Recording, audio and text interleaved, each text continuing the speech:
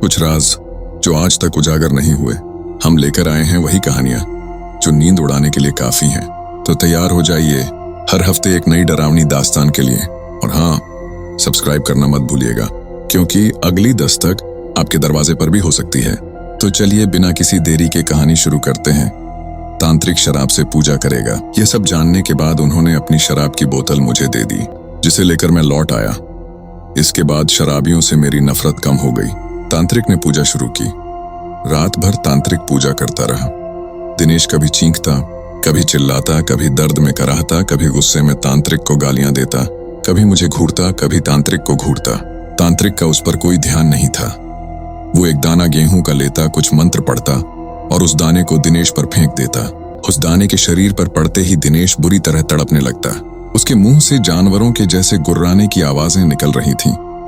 वो जानवरों की तरह हरकत करने लगा था। दिनेश की आवाज उसके गले में ही बंद कर रह गई थी। वो क्या बोल रहा था कुछ समझ नहीं आ रहा था। सुबह तक दिनेश ठीक हो गया और बेहोश रहा। शायद इन सब से उसका शरीर थकने लगा था।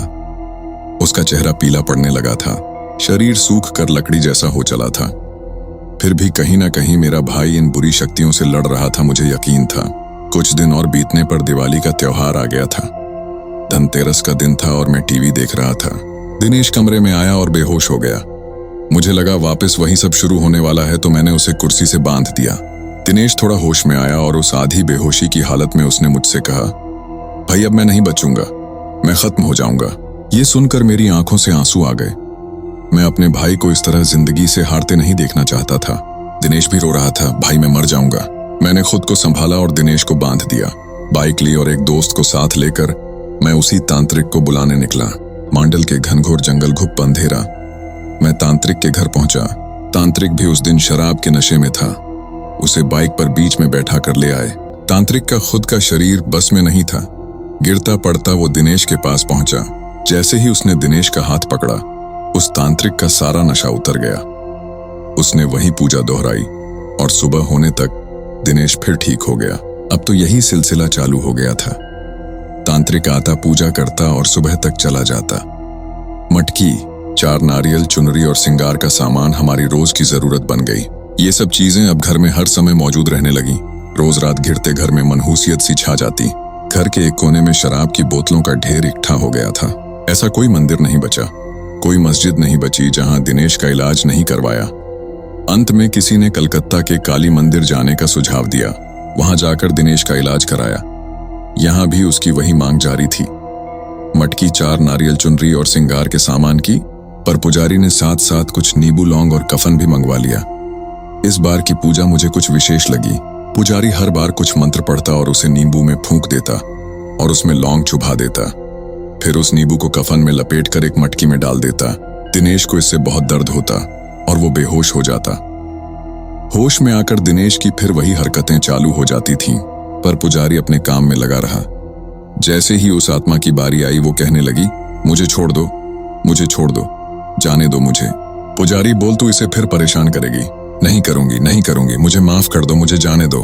पुजारी, क्यों परेशान कर रही है इस बच्चे को? पीछा छोड़ इस बच्चे का, वापस जा, लौट जा जहां से भी तू आई है। पुजारी ने ऐसा 8 से 10 बार किया और तंत्रा को भी उसने कैद कर लिया। अंत में पुजारी ने वो मटकी हमें दी और कहा, इस बच्चे के अंदर दुष्ट आत्माओं ने डेरा जमा लिया था। तांत्रिक ने कहा, मैंने सारी आत्माओं को इस मटकी में कैद कर दिया है। इसे ले जाकर शमशान में गाड़ दो और ध्यान रहे नंगे पैर ही जाना।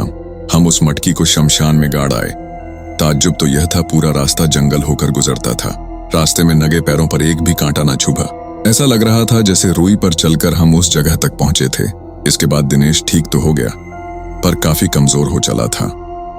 केवल खाने और दवाइयों के लिए ही बिस्तर से उठ पाता था। इस वाकये के बाद मेरा उन चीजों पर भी विश्वास हो गया जिन्हें मैं पहले नहीं मानता था। हालत खराब हो गई थी, सर पर कर्जा हो गया था।